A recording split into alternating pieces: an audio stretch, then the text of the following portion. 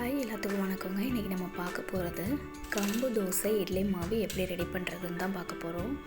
இது ஒரு ஹெல்த்தியான ஃபில்லிங்கான பிரேக்ஃபாஸ்ட்.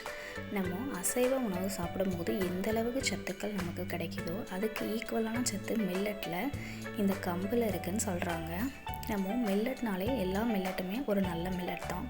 பட் அதிலே ஸ்பெஷலாக இந்த மில்லட் ராகிக்கு அடுத்தபடியாக நிறைய சத்துக்கள் நிறைந்த ஒரு மில்லட்னால் அது நம்ம கம்பு சொல்லலாம். கம்பு ராகியும் ஒரு சூப்பரான சத்தான உணவு. இந்த கம்பு மாவை எப்படி ப்ரிப்பேர் பண்ணுறதுங்கிறது தான் நம்ம இன்றைக்கி பார்க்க போகிறோம். வாரத்தில் 2 தடவையாவது நம்ம மில்லட் உணவுகளில் சேர்த்துக்கணும் கண்டிப்பாக.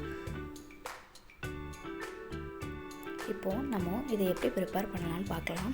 அதுக்கு நான் இன்றைக்கி 1 கப் கம்பு எடுத்திருக்கேன். கம்பம்புல் சொல்லுவாங்க இல்லையா, அது எந்த கப்பில் நான் கம்பு எடுத்தனோ அதே கப்பில் இட்லி அரிசி 1 கப் எடுத்திருக்கேன். 1 கப் இட்லி அரிசி, 1 கப் கம்பம்புல், அடுத்து 1/2 கப் உருட்டு பருப்பு.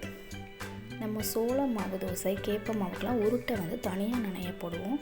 பட் இதுக்கு அப்படிலாம் இல்லை, ஒன்றாவே சேர்த்து ஊற வச்சிடலாம். 1 டேபிள் ஸ்பூன் வெந்தயம்.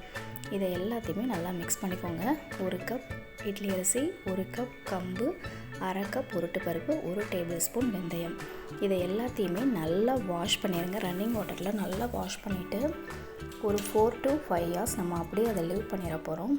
நல்லா ஊறினதுக்கப்புறமா அரைச்சிக்கலாம். இது ஃபெர்மெண்டேஷன் ஆகிறதுக்கு ஒரு 6 hours எடுத்துக்கும்.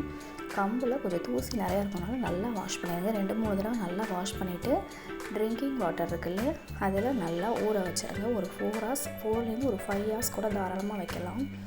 ஊற விட்டுருங்க. அப்படியே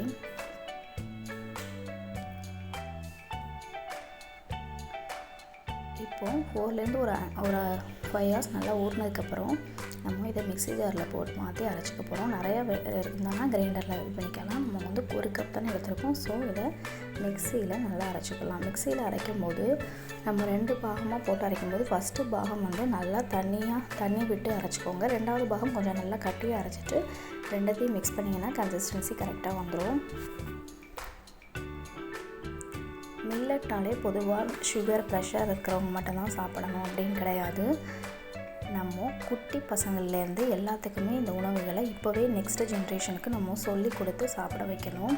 இது நார்மல் தோசை மாதிரி நல்ல கிறிஸ்பியாகவும் இருக்கும். ஸோ குழந்தைங்க வேண்டாம்னு சொல்ல மாட்டாங்க. நம்ம சில தோசை சுடும்போது மொந்துன்னு இருக்கும் இல்லையா, ஆனால் இந்த கம்பு தோசை நல்லா மொறுன்னு நல்லா கிறிஸ்பியாக இருக்கும்.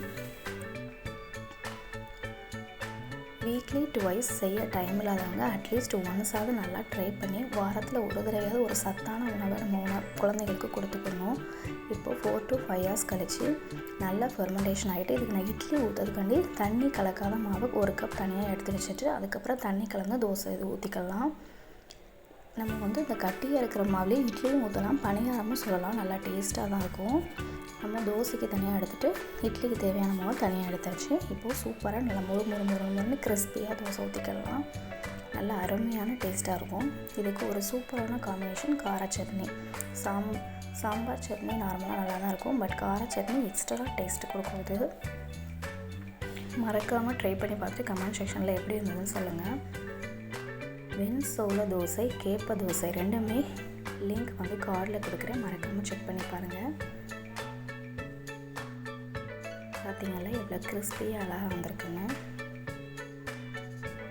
பாருங்கள், நல்லா பேப்பர் ரோஸ்ட் மாதிரி இருக்கும். நம்ம நார்மல் தோசையை விட நல்ல ஒரு கிறிஸ்பினஸ் இதில் இருக்கும்.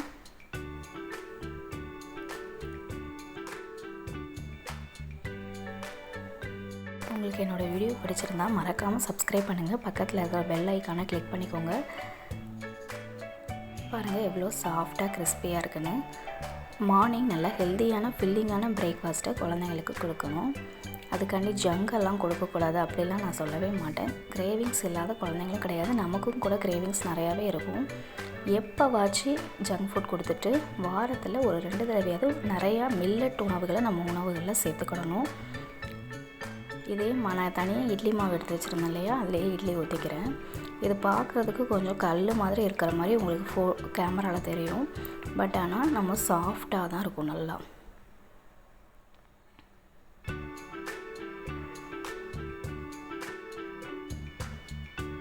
முந்துன்னு இருக்க மாதிரி இருக்கும். பட் ஆனால் பிச்சு சாப்பிடும்போது நல்ல ஒரு சாஃப்டாக இருக்கும்.